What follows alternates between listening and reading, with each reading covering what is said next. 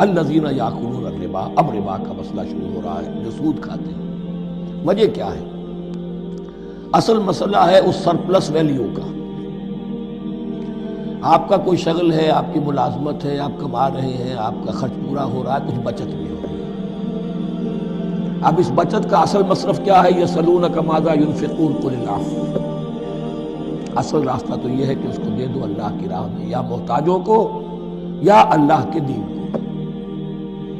لیکن اب جو سود خورانہ ذہنیت ہے وہ یہ کہ اس بچت کو بھی مزید کمائی کا ذریعہ، یہ سود خورانہ ذہنیت ہے۔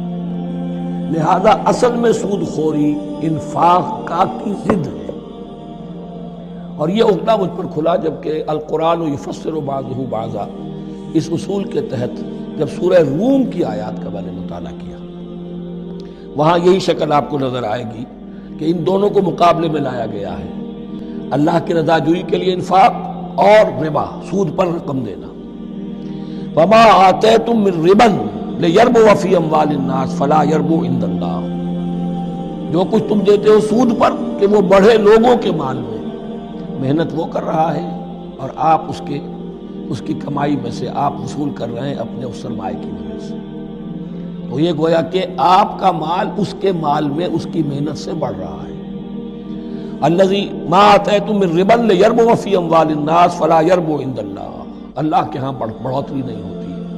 وما آتیتم من زکاۃ تریدون وجہ اللہ فاولئک هم المضعفون، اور وہ جو تم زکوٰۃ اور صدقات میں دے دیتے ہو اللہ کی رضا جوئی کے لیے، تو وہ ہے جو دوہرے چوہرے کر رہے ہیں، ان کا مال بڑھ رہا ہے، اس کی بڑھوتری ہو رہی ہے۔ تو انفاق فی سبیل اللہ، صدقات، زکوٰۃ، اس کے بالمقابل، اس کے برعکس ہے اپنی اس بچت کے مال کو۔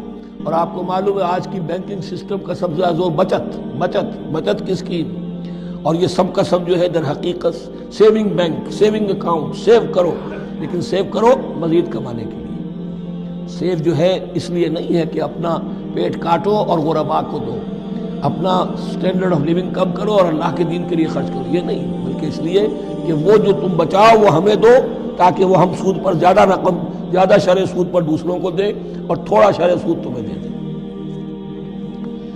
اب اس کے برعکس سے الذین یاکلون الربا، جو لوگ سود کھاتے ہیں، لا یقومون الا کما یقوم الذی یتخبطہ الشیطان من المس، وہ نہیں کھڑے ہوتے مگر ان کی طرح سے کہ جن کو شیطان نے مخبوط الحواس بنا دیا ہو چھو کر۔ یہاں عام طور پر یہ سمجھا گیا کہ یہ قیامت کے دن کا نقشہ ہے، یہ قیامت کے دن کا نقشہ تو ہوگا ہی، اس دنیا میں بھی سود خوروں کا حال یہی ہے۔ اور اگر ان کا نقشہ دیکھنا ہو تو کسی سٹاک ایکسچینج کو جا کے دیکھ لیجیے، معلوم ہوگا دیوانے ہیں، پاگل ہیں، چیخ رہے ہیں، دوڑ رہے ہیں، بھاگ رہے ہیں، وہ انسان نہیں نظر آتے اس وقت جو بھی کچھ ہو رہا ہوتا سٹاک ایکسچینج کے اندر۔ مخبوط الحواس انسان جو ہے وہ ہو جاتا ہے، یہ سود خوری کی وجہ سے۔ الذین یاکلون الربا لا یقومون الا کما یقوم الذی یتخبطہ الشیطان من المس ذلک بانہم قالوا انما البیع مثل الربا، اور ان کے سب سے بڑھ کر مخبوط الحواس ہونے کی کا مظہر یہ ہے، یہ اس لیے کہ وہ کہتے ہیں کہ بیع بھی تو ربا کی طرح ہے، بیع بھی تو سود ہے۔ میں نے 100 روپے کا مال خریدا، 110 میں بیچ دیا، 10 بچ گئے، یہ ربا ہے، ربا جائز ہے۔ 100 روپے کسی کو دیے اور 110 لیے، یہ سود ہو گیا۔ بھائی کیوں ہو گیا؟ 100 روپے کی شے دے دی، یہ 100 روپیہ دے دیا، کیا فرق پڑا؟ 10 لاکھ کا مکان بنایا، 4000 کے قرضے کے ماہانہ کرائے پر دے دیا، جائز ہو گیا۔ 10 لاکھ کسی کو دیا اور اس سے 4000 روپیہ مہینہ دینا شروع کیا، یہ سود ہو گیا، حرام ہو گیا۔ عقلی طور پر یہ باتیں ہیں کہ جو سود کے حامیوں کی طرف سے کہی جاتی ہیں۔ انما البیع مثل الربا، بیع میں کبھی جو نفع ہوتا ہے، ربح اور ربا یہ میں اس وقت بیان کر چکا ہوں سورہ بقرہ کے دوسرے رکوع کے ضمن میں۔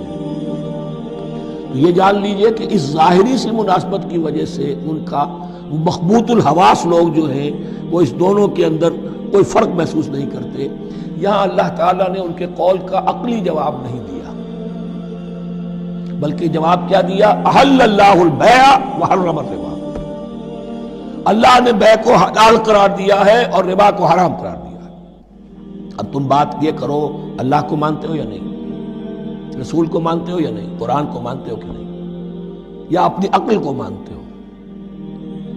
اگر تم مسلمان ہو، اگر تم مومن ہو تو اللہ کا حکم جو وہ فرمائے، نہ صرف اللہ کا، جو رسول کا ہے، ما آتاکم الرسول فخذوہ وما نہاکم عنہ فانتہوا، جو کچھ رسول تمہیں دے لے لو، اور جس چیز سے روک دے رک جاؤ۔ یہ تو شریعت کا معاملہ ہے۔ ویسے اس میں جو فرق واقع ہوتا ہے وہ یہ ہے کہ ایک ہے فلوئڈ منی، فلوئڈ کیپٹل، ایک ہے فکسڈ کیپٹل۔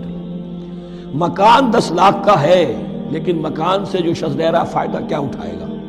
1 مہینے رہے گا نا، بس اس کا بدل آپ نے لے لیا۔ 10 لاکھ روپے کسی کو نقد دے دیے، وہ کسی کام میں لگائے گا، 12 لاکھ بھی بن سکتے ہیں، 15 بھی لگ سکتے ہیں، 8 بھی رہ سکتے ہیں۔ اس میں آپ نے فکسڈ اگر لیا، یہ حرام۔ ان دونوں میں اگرچہ عام طور پہ کہا جائے گا یہ بھی کیپٹل ہے وہ بھی کیپٹل ہے، مکان بھی تو سرمایہ کی ایک شکل ہے، لیکن یہ فکسڈ کیپٹل ہے، اس کی شکل بدل نہیں رہی ہے۔ اس مکان میں تو ایک شخص رہ جائے گا، سکنا ہوگا، اس کی رہائش ہے، یا آپ کہیں گے اس کی ویئر اینڈ ٹیئر ہے تو اس کا آپ نے بدل لے لیا، بس ختم۔ لیکن وہ جائے گا، وہ مکان آپ کے لیے رہ جائے گا۔ لیکن یہ کہ 10 لاکھ جس کو دیا نقد، وہ کاروبار کرے گا، کچھ اور کہیں لگائے گا، اس کے اندر اضافہ بھی ہو سکتا ہے، کمی بھی ہو سکتا ہے، اس میں پھر فکسڈ پروفٹ لینا یہ ہے حرام، اور ان دونوں میں کوئی مناسبت نہیں۔ لیکن اللہ تعالیٰ نے یہ جواب نہیں دیا، جواب دیا احل اللہ البیع وحرم الربا فمن جاءہ موعظۃ من ربہ فانتہی فلہ ما سلف، تو جس شخص کے پاس اس کے رب کی طرف سے یہ نصیحت پہنچ گئی اور وہ باز آ گیا، رک گیا، فلہ ما سلف، تو جو کچھ پہلے وہ لے چکا ہے وہ اس کا ہے، وہ اس سے واپس نہیں لیا جائے گا، حساب کتاب نہیں کیا جائے گا کہ تم اتنا سود کھا چکے ہو واپس کرو۔ لیکن اس کا یہ مطلب بھی نہیں کہ اس کا کوئی گناہ ان پر نہیں ہوگا، وَأَمْرُهُ إِلَى اللَّهِ، اللہ کے حوالے رہے گا، معلق رہے گا، اللہ چاہے گا تو معاف بھی کر دے گا، اور اللہ چاہے گا تو پچھلے سود کے اوپر بھی اس کی سرزنش ہوگی۔ أَمْرُهُ إِلَى اللَّهِ وَمَنْ عَادَ، لیکن اس نصیحت کے آنے کے بعد بھی جس نے دوبارہ یہ حرکت کی، فَأُولَٰئِكَ أَصْحَابُ النَّارِ هُمْ فِيهَا خَالِدُونَ، تو یہ جہنمی ہے اور اس میں ہمیشہ ہمیشہ رہے گا۔ يَمْحَقُ اللَّهُ الرِّبَا وَيُرْبِي الصَّدَقَاتِ، اللہ تعالیٰ ربا کو مٹاتا ہے، دباتا ہے۔ اور ہمارے زمانے میں شیخ محمود احمد مرحوم نے ایک کتاب لکھی ہے مین اینڈ منی، اس میں ثابت کیا ہے جہاں جو یہ سود کا معاملہ چلتا ہے 3 چیزیں ساتھ ساتھ بڑھتی چلی جاتی ہیں۔ جتنا سود بڑھے گا ان امپلائمنٹ بڑھے گی، انفلیشن بڑھے گی، نتیجے میں انٹرسٹ ریٹ بڑھے گا، جیسے انٹرسٹ ریٹ بڑھے گا ان امپلائمنٹ مزید ہوگی، انفلیشن زیادہ ہوگی، اس سے وشس سرکل، اور اسی کے نتیجے میں تباہی ہو جاتی ہے، چھپی رہتی ہے وہ تباہی۔ وہ تو ایک ہی وقت میں بینک کرپٹ ہوگا، کوئی بینک، بڑے بڑے بینک جو ہیں دیوالے نکلیں گے، ابھی جو کوریا کا حشر ہو رہا ہے اور جو اس سے پہلے روس کا ہو چکا ہے، یہ سارا جو ہے یہ یوں سمجھیے شیش محل کی طرح ہے، اس میں تو ایک پتھر پڑے گا تو ٹکڑے ہو جائیں گے۔ وَمَنْ عَادَ فَأُولَٰئِكَ أَصْحَابُ النَّارِ هُمْ فِيهَا خَالِدُونَ يَمْحَقُ اللَّهُ الرِّبَا وَيُرْبِي الصَّدَقَاتِ، اللہ تعالیٰ پالتا ہے، صدقات کو پالتا ہے، بڑھاتا ہے اللہ کے ہاں۔ وہ آیت میں سنا چکا ہوں آپ کو، سورہ روم کی 39ویں آیت ہے یہ، وَمَا آتَيْتُم مِّن رِّبًا لِّيَرْبُوَ فِي أَمْوَالِ النَّاسِ فَلَا يَرْبُو عِندَ اللَّهِ وَمَا آتَيْتُم مِّن زَكَاةٍ تُرِيدُونَ وَجْهَ اللَّهِ فَأُولَٰئِكَ هُمُ الْمُضْعِفُونَ واللہ لا یحب کل کفار اثیم، اور اللہ کو ہرگز پسند نہیں ہے وہ سب کہ جو ناشکرے ہیں اور گناہ گار ہیں۔ ان الذین آمنوا وعملوا الصالحات واقاموا الصلاة وآتوا الزکاة لہم اجرہم عند ربہم ولا خوف علیہم ولا هم یحزنون۔ ہاں جو لوگ ایمان لائیں اور نیک عمل کریں، نیک عمل میں ظاہر بات ہے جو شے حرام ہے اس کا چھوڑ دینا بھی لازم ہے، اور نماز قائم رکھیں، زکوٰۃ ادا کریں، ان کے لیے ان کا اجر محفوظ ہے ان کے رب کے پاس، ولا خوف علیہم ولا هم یحزنون۔ یا ایھا الذین آمنوا اتقوا اللہ وذروا ما بقی من الربا، اے ایمان والو اللہ کا تقوی اختیار کرو اور چھوڑ دو جو رہ گیا ہے سود میں سے۔ آج فیصلہ کر لو کہ جو بھی کچھ تمہیں کسی کو قرض دیا تھا اب اس کا سود چھوڑو۔ یا ایھا الذین آمنوا اتقوا اللہ وذروا ما بقی من الربا ان کنتم مؤمنین، اگر تم مومن ہو، فَإِن لَمْ تَفْعَلُوا، اور اگر تم نے ایسا نہ کیا، باز نہ آئے، فَاعْذَنُوا، تو کان کھول کر سن لو، بِحَرْبٍ مِّنَ اللَّهِ وَرَسُولِهِ، اللہ اور اس کے رسول کی طرف سے اعلان جنگ۔ یہ الٹیمیٹم ہے اگر باز نہیں آتے سود سے۔ دیکھیے کسی اور گناہ پر یہ بات نہیں آئی، اللہ اور اس کے رسول کی طرف سے اعلانی جنگ۔ وَإِن تُبْتُمْ فَلَكُمْ رُءُوسُ أَمْوَالِكُمْ، اگر تم توبہ کرو تو تمہارے جو اصل راس المال ہیں وہ تمہیں لوٹا دیے جائیں گے۔ سود چھوڑ دو، راس المال واپس لے لو۔ لا تظلمون ولا تظلمون، نہ تم ظلم کرو سود لے کر اور نہ تم پر ظلم کیا جائے کہ تمہارا راس المال بھی دبا دیا جائے۔ لا تظلمون ولا تظلمون۔ وَإِن كَانَ ذُو عُسْرَةٍ، اور اگر تمہارا جو مقروض ہے وہ تنگی میں ہے، تنگ دستی میں ہے، فَنَظِرَةٌ إِلَىٰ مَيْسَرَةٍ، تو انہیں انتظار کرو، پھر اسے مہلت دو کہ اس کی کشادگی پیدا ہو جائے، آسانی سے وہ آپ کی رقم، آپ کا قرض واپس کر سکے۔ لیکن اس سے بھی آگے وَأَن تَصَدَّقُوا خَيْرٌ لَكُمْ، تم صدقہ ہی کر دو۔ تمہارا بھائی غریب تھا، اس کو تم نے قرض دیا تھا، کچھ سود لے کر کھا بھی چکے ہو، اب جو ہے سود، اب تم باقی سود کو تو چھوڑا ہی ہے، اگر وہ راس المال بھی بخش دو اس کو، یہ انفاق ہو جائے گا، یہ قرض حسنہ اللہ کو ہو جائے گا، یہ تمہارا جو ہے ذخیرہ آخرت بن جائے گا۔ تو یوں سمجھیے کہ جو بھی جو ہے جس کو سرپلس ویلیو میں نے کہا تھا اسلامی معیشت کے اندر، جو بچت ہے آپ کی، اس بچت کا سب سے اونچا مصرف کیا ہے؟ صدقہ دے دو، انفاق کرو۔ اس سے کم تر کیا ہے؟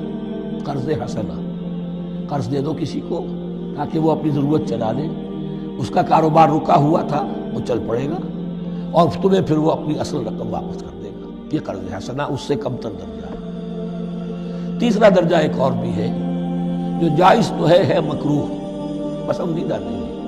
تم زیادہ ہی خسیس ہو، چلو مزاربت پر دے دو، اور مزاربت یہ ہے کہ رقم تمہاری کام وہ کرے گا، اگر بچت ہو جائے تو تم بھی لے لینا، اگر نقصان ہو جائے تو کوئی تاوان نہیں لے سکتے اس سے، یہ ہے مزاربت۔ اس کے بعد اگر تم کہو کہ میں دے رہا ہوں، مجھے اتنے پرسنٹ تو بہرحال تم نے دینا ہی دینا ہے، اس سے بڑھ کر حرام شے کوئی نہیں۔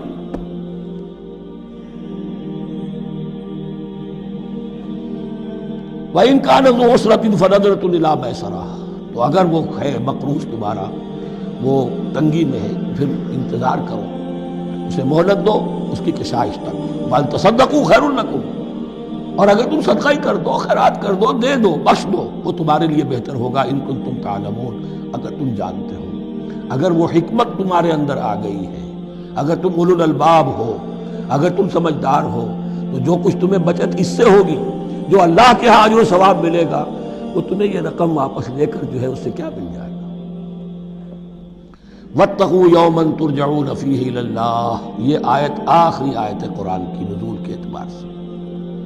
آیت ڈرو اس دن سے، تو دیکھیے وہی آیت یاد کیجئے، وَاتَّقُوا يَوْمًا لَا تَجْزِي نَفْسٌ عَن نَفْسٍ شَيْئًا وَلَا يُقْبَلُ مِنْهَا شَفَاعَةٌ وَلَا يُؤْخَذُ مِنْهَا عَدْلٌ وَلَا هُمْ يُنصَرُونَ۔ وَاتَّقُوا يَوْمًا لَا تَجْزِي نَفْسٌ عَن نَفْسٍ شَيْئًا وَلَا يُقْبَلُ مِنْهَا عَدْلٌ وَلَا تَنفَعُهَا شَفَاعَةٌ وَلَا هُمْ يُنصَرُونَ۔ وَاتَّقُوا يَوْمًا تُرْجَعُونَ فِيهِ إِلَى اللَّهِ، ڈرو اس دن سے جس دن کے لوٹا دیے جاؤ گے تم اللہ کی طرف۔ ثُمَّ تُوَفَّىٰ كُلُّ نَفْسٍ مَا كَسَبَتْ، پھر ہر جان کو پورا پورا دے دیا جائے گا جو کمائی اس نے کی ہوگی، وَهُمْ لَا يُظْلَمُونَ، اور ان پر کوئی ظلم نہیں۔